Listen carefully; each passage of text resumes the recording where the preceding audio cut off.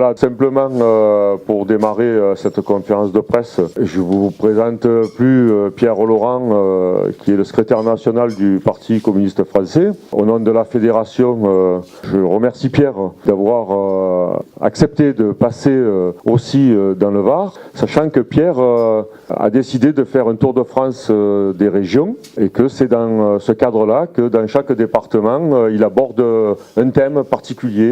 Et nous, c'est l'éducation ce soir. On est très honoré et en même temps très content de l'avoir dans le département, même s'il est déjà venu à plusieurs reprises quand même. Parce que dans la situation dans laquelle nous sommes, nous avons tous un peu le sourire quand même. Avec les élections en Grèce qui ont eu lieu dimanche, la vie est difficile, le militantisme est difficile, mais il y a des curseurs qui peuvent bouger. Et Pierre étant aussi le président du Parti de la gauche européenne, c'est aussi une fierté que d'avoir en Europe une élection comme celle-là. C'est important pour tous les peuples en Europe, il me semble. La presse est présente, on remercie donc la presse, on leur souhaite une bonne année et tous nos voeux pour celles et ceux que l'on n'a pas pu avoir depuis le début de l'année. Donc la Marseillaise est présente, Var Matin est présent aussi. La 5, ces politiques sont nos deux amis sont présents aussi et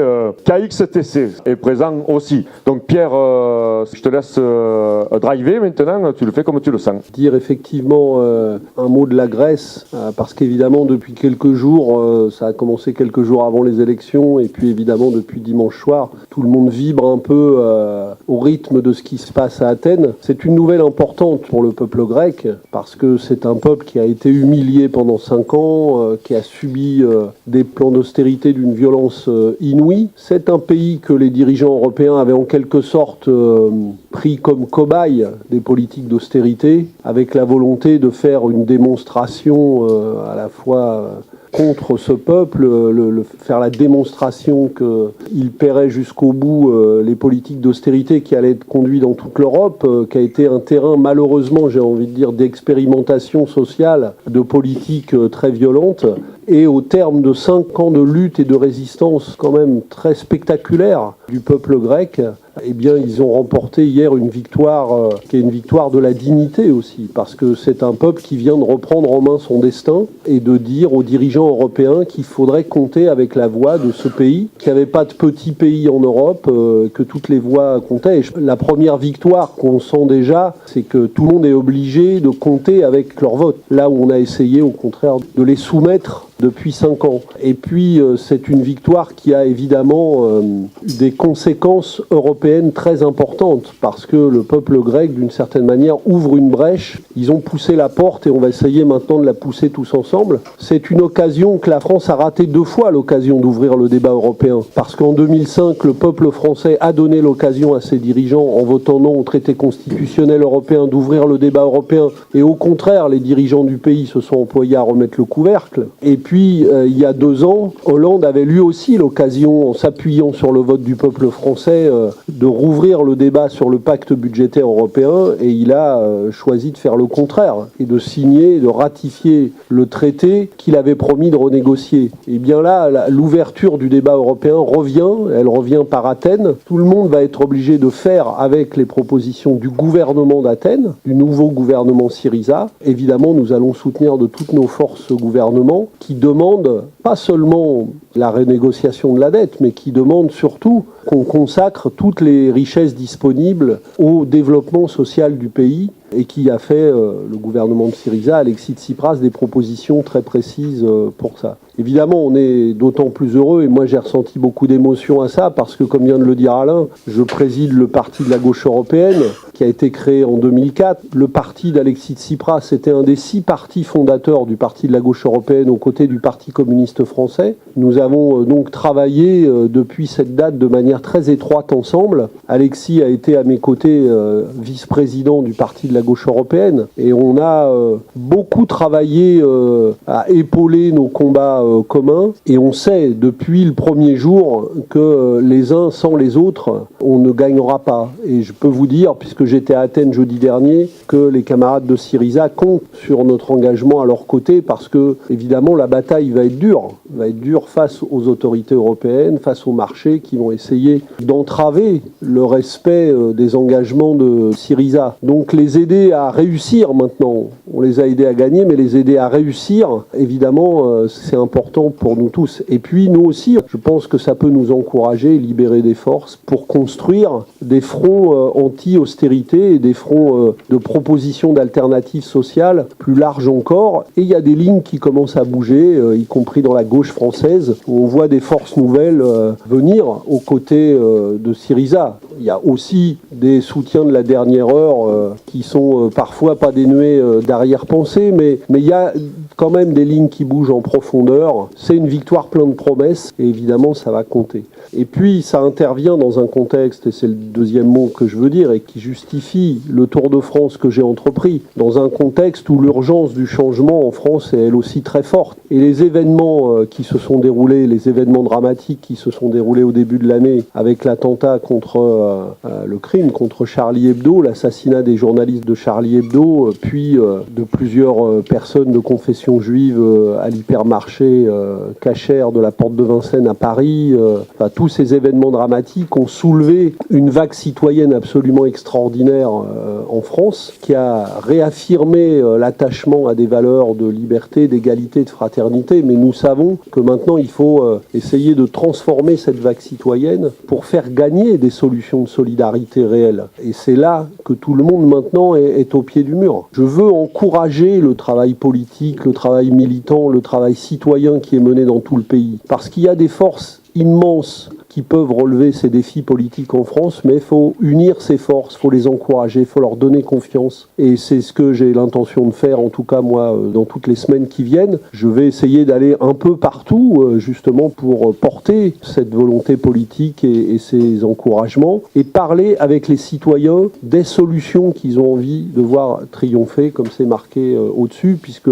le thème qu'on a donné à ce Tour de France, c'est « Parlons des solutions ». Et les gens ont beaucoup d'idées. Hier, toute la journée à Marseille et ce matin à Nice, puis à Antibes, les gens fourmillent d'idées. Ce dont crève le pays, c'est qu'on méprise plutôt la parole citoyenne plutôt qu'on ne l'écoute vraiment. Et moi, j'ai envie de revaloriser ça et de sortir d'un spectacle politico-médiatique qui n'a pas grand-chose à voir avec ce qu'attend le pays. Je pense qu'il faut redonner de la confiance aux forces citoyennes réelles qui ont envie de créer du commun, d'inventer l'avenir de la France, de l'inventer ensemble, et qui ne se reconnaissent pas dans le spectacle politico-médiatique auquel ils assistent bien trop souvent. Cette parole directe, elle est indispensable, et c'est de ça, moi, dont j'ai envie de parler avec les citoyens du pays, pour réhabiliter une vie politique qui soit digne de ce nom. Et c'est vrai que ce qui vient de se passer dans le pays il y a 10 jours nous donne envie d'être à la hauteur de ça. Le pays a donné une belle leçon de dignité, mais il faut savoir être à la hauteur et parler avec les citoyens de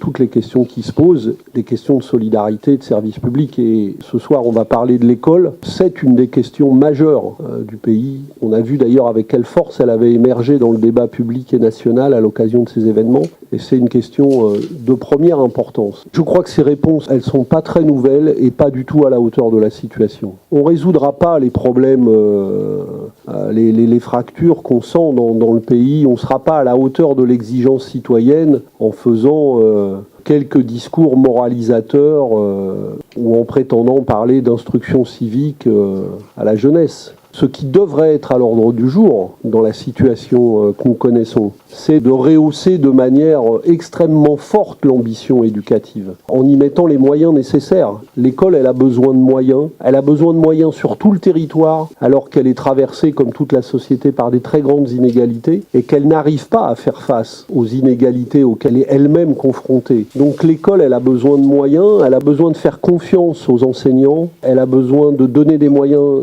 pour la formation formation des enseignants, notamment des jeunes enseignants. Elle a besoin d'une présence éducative renforcée, pas seulement avec des enseignants, mais aussi avec des conseillers d'orientation, avec des assistantes sociales, avec tout un personnel aux côtés des enseignants pour renforcer le dispositif éducatif. Et de tous ces moyens, l'éducation, elle manque. Pendant qu'on fait des grands discours sur l'école, la réalité, c'est que la réduction des moyens, elle est toujours là. C'est à cela qu'il faut s'attaquer. Et dans ce qu'a dit la ministre, il n'y a pas grand-chose en la matière, pour ne pas dire rien.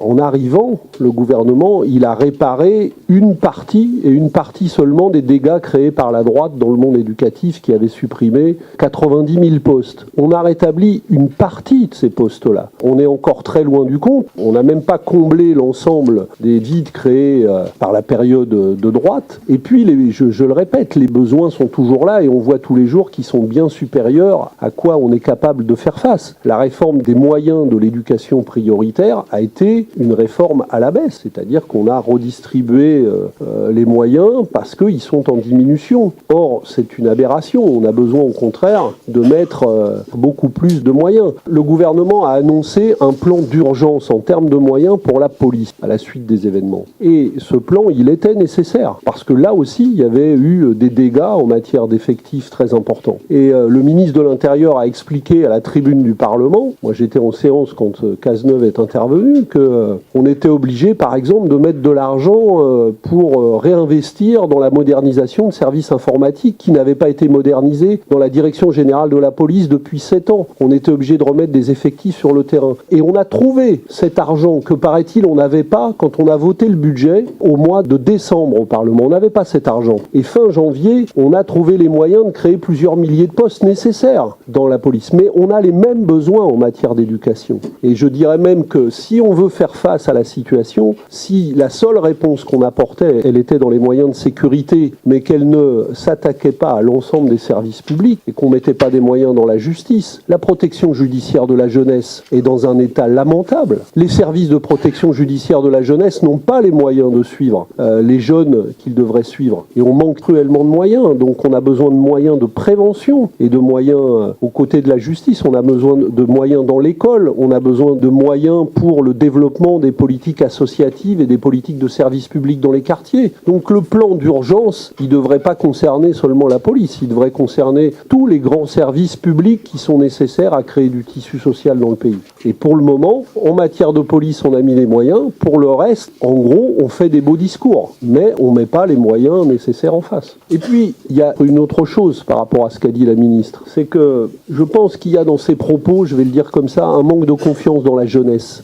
On n'écoute pas assez les citoyens dans ce pays, on n'écoute pas assez la jeunesse. Vous savez qu'il y a eu des débats dans les collèges, dans les lycées sur les événements, quoi de plus normal? Tout le monde fait comme si c'était incroyable, mais les jeunes réagissent aussi avec leurs émotions face à de tels événements. Ils réagissent aussi en appréhendant la compréhension du monde et la compréhension de tout ce qui se passe avec ce qu'ils ont à leur disposition et les moyens d'information et les réseaux sociaux tels qu'ils sont aujourd'hui. Les moyens d'information d'ailleurs, par exemple les chaînes d'infos continues, devraient s'interroger peut-être un peu davantage sur le contenu de leur programme. Donc que la jeunesse soit traversée par ces débats politiques, il n'y a rien de plus normal et on n'a pas à stigmatiser telle ou telle réaction. On devrait au contraire parier sur la citoyenneté, y compris celle des jeunes, pour ouvrir le débat public avec eux. Parce que la seule réponse qu'on entend, elle consiste par exemple à montrer du doigt en fait la jeunesse comme si elle n'avait pas répondu de manière unanime à la minute de silence qu'on a organisée, parfois d'ailleurs dans certains établissements scolaires, sans aucun débat avec les jeunes. Les enseignants se sont dépensés, eux, pour organiser un débat, mais on leur a donné aucun moyen de le faire. On a dit au monde enseignant, organisez une minute de silence, mais personne n'a aidé les enseignants à organiser le débat avec leurs élèves. Ce sont les enseignants qui ont pris, eux, l'initiative de le faire dans de très nombreux endroits et qui l'ont fait avec le souci éducatif qui est le sien, etc. Les choses se sont passées, même moi je trouve, de manière assez remarquable. Or, au lieu de souligner ça, on a tout de suite dit « Ah, il y a eu tel ou tel incident dans tel ou tel endroit ». Alors que ce qui a marqué plutôt les choses, c'est qu'il y a eu dans beaucoup d'établissements, quand moi je discute avec les enseignants, oui, il y a eu des débats, il y a eu parfois des réactions, il faut discuter, mais ça fait partie, je dirais, c'est normal. C'est la même chose dans la société. Et c'est ce débat-là qu'on devrait amplifier, y compris en favorisant l'expression des jeunes dans les établissements scolaires. Les jeunes ne sont pas aux ordres de la République, ils sont des citoyens en formation aussi. Donc on devrait aller normalement au devant du débat avec eux et plutôt se préoccuper de leur donner des clés de compréhension du monde et de la situation, qui est quand même pas si facile que ça à comprendre. Tout le monde a besoin de ce temps d'éducation, de ce temps de débat. Je trouve que les réactions de la ministre et du gouvernement sont assez frileuses en la matière. Bon, ce qui a guidé le redécoupage, c'est malheureusement très clair, c'est qu'on diminue les moyens, alors on redéfinit les priorités pour justifier qu'on en supprime à une partie, et donc on redéfinit une échelle d'éducation prioritaire, mais qui vise en fait à justifier la réduction des moyens qu'on accorde à l'éducation prioritaire. On est dans une société où les inégalités explosent et où on devrait... c'est une carte qui masque en fait la gestion de la pénurie de ces moyens, alors qu'il faudrait au contraire en faire une priorité nationale de première importance. Cette priorité, elle est affirmée dans les mots. Au début, elle s'est traduite par des nouvelles mesures budgétaires, la première année, mais dès la seconde année, ça a été terminé. Et on voit bien qu'en matière, par exemple, de formation des enseignants, on est très loin du compte. En matière de reconstitution des réseaux d'aide, on est très très loin du compte. En matière de renforcement de l'encadrement éducatif, on est très loin du compte. Il faudrait par exemple muscler aussi certains enseignements, l'enseignement d'histoire, l'enseignement de la philosophie, il faudrait muscler les activités culturelles de la jeunesse. Et bien tout ça manque terriblement de moyens. On a fait une réforme des rythmes scolaires sans moyens. Et on laisse tout le monde, les collectivités locales, les enseignants, se débrouiller avec cette réforme. On aurait pu en faire une occasion de renforcer véritablement le temps scolaire consacré aux activités culturelles.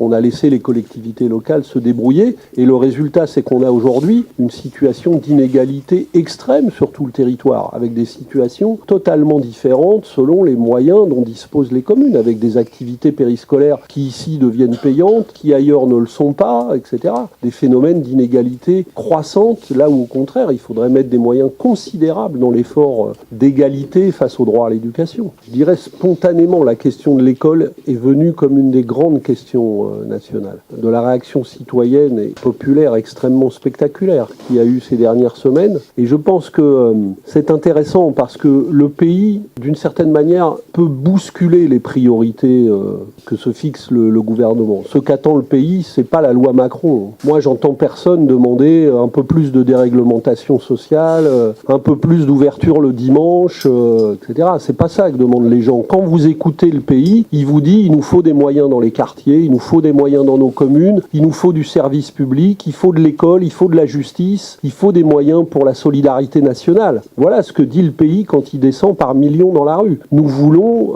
la liberté, l'égalité, la fraternité, donc nous voulons des moyens pour ça. Et il faut nous aider à vivre ensemble et à construire ça. Donc il y a une aspiration au meilleur de la République qui s'est exprimée avec une force quand même particulièrement spectaculaire. Ça n'allait pas de soi du tout, parce que quand les événements se sont produits, quand la tuerie de Charlie Hebdo s'est produite, le climat politique, il était plutôt nauséabond. Je rappelle les 10 jours qui ont précédé la tuerie de Charlie Hebdo, il y avait un maire qui avait décidé de mettre des grillages autour des bancs publics au milieu de sa ville. Il y en a un autre qui venait de refuser d'inhumer un bébé rome. Il y avait des bateaux remplis de réfugiés qui s'étaient échoués sur les côtes européennes, échoués volontairement par les équipages de trafiquants. Voilà l'ambiance dans laquelle on était. Et quand le drame s'est produit, on pouvait craindre que la réaction du pays soit une réaction qui sombre dans la logique de violence et la logique de guerre. Les citoyens n'ont pas demandé d'invitation, ils sont descendus dans la rue. Moi j'étais à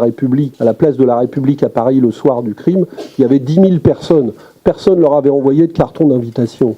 Il y a 2 journalistes, une de la Marseillaise et une de Var Matin. Je veux redire, puisque je l'ai dit ce matin, que évidemment il y a aussi des choses fortes à continuer à faire pour la liberté de la presse. Et Nice Matin est un journal qui lui-même a traversé une période difficile et qui s'en est sorti de manière assez originale. Une initiative des salariés du journal qui a été une solution originale à ça. Et puis que la Marseillaise elle-même est en bagarre pour son avenir. Je veux dire que ce combat pour la liberté de la presse, là aussi, ça ne doit pas rester des paroles. Moi, j'ai déposé sur le bureau du Parlement un projet de loi pour renforcer des droits nouveaux pour la presse. On va avoir un débat début février, je pense, au Parlement. Et là aussi, j'espère qu'on saura passer aux actes en renforçant les dispositifs de soutien et d'aide à la presse. Parce que la liberté de la presse ne peut pas rester seulement, comme le reste, des mots ou des belles paroles, mais il faut aussi renforcer tous les dispositifs qui permettront à la presse de vivre et vivre de manière pluraliste. On en a besoin et la presse a besoin d'être défendue. J'en profite pour le dire, parce qu'en plus c'est un combat comme journaliste, indépendamment de mes responsabilités politiques aujourd'hui, qui me tient particulièrement à cœur. Merci pour votre travail et bonne chance et longue vie à vos journaux.